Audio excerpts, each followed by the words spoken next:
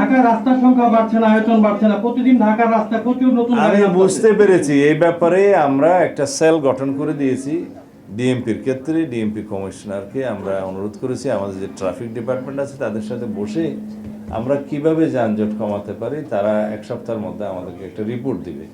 যেমন এখানে ব্যাটারি চালিত রিক্সার সংখ্যা সীমাহীন হয়ে গেছে।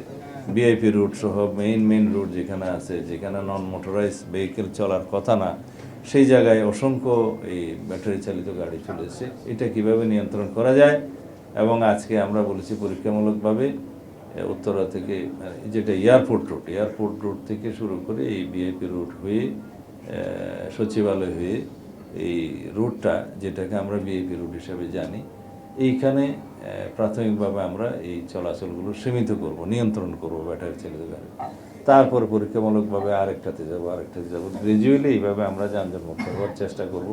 কী কারণে আমরা যানজট হচ্ছে সেটা আমরা অনেকেই জানি, তারপরেও আরও কিছু খুঁটিনাটি বিষয় আছে, এগুলো পরীক্ষা নিরীক্ষা করে আমরা বলেছি একটা রিপোর্ট দিতে। যেমন আমরা নিজেরাই ট্রাফিক সিগন্যাল মানি না, বামের লেনটা উন্মুক্ত থাকার কথা, বামের লেনে গিয়ে গাড়ি বসে থাকে। তো এগুলোর জন্য আমরা সিটিজেন হিসেবেও আমরা দায়ী। আমরা এই সচেতনতাটা আবার সৃষ্টি করতে চাই, যাতে আমরা প্রত্যেকে ট্রাফিক আইন মেনে চলি এবং ট্রাফিক পুলিশকে সহযোগিতা করি, তাহলেও কিন্তু অনেকটা সমাধান হয়। ধন্যবাদ। এগুলো ওভারনাইট হবে না, আমরা গ্রাজুয়ালি যাব।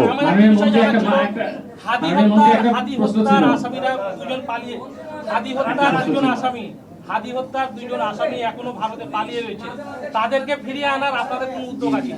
পুলিশকে কোনো নির্দেশনা দিয়েছেন কিনা? পরিচয় নিশ্চিত হওয়ার পরেও তারা অভিযানের মধ্যেই সাংবাদিকরা হামলা করে, এই বিষয়টা আপনি কোনো নির্দেশ দিয়েছেন কিনা? এই বিষয়ে আলাপ হয়নি, তবে এটা আলাপের বিষয় না, এটা তো সাধারণভাবেই মেনে চলতে হবে যে যারা সাংবাদিক বন্ধুগণ পরিচয় দেওয়ার পরে যেন হয়রানি না করে, এটা সাধারণ বিষয়। আর ভাই, এই হাদি হত্যার বিষয়ে তো এখনো পুনরায় তদন্ত চালু আছে সম্ভবত। আগে যে চার্জশিট দাখিল করেছিল নারাজি দেওয়ার পরে আবার সিআইডি তদন্ত করছে, তো তদন্তনাধীন বিষয়ে আমি বিস্তারিত কোনো বক্তব্য দেব না। তদন্তটা সমাপ্ত হোক, তারপর আমরা ব্যবস্থা নেব। তদন্ত সমাপ্ত হোক, আপনি নির্ধারিত করে এটা ওইটা বলতে পারেন। এই বিষয়টা পরে, পোশাক পরিবর্তন করলে কি মানসিকতা পরিবর্তন হবে সেটা পরে, এটা আমরা পুলিশ ডিপার্টমেন্টের সাথে আলোচনা করে যথাযথ ব্যবস্থা নেব। ধন্যবাদ।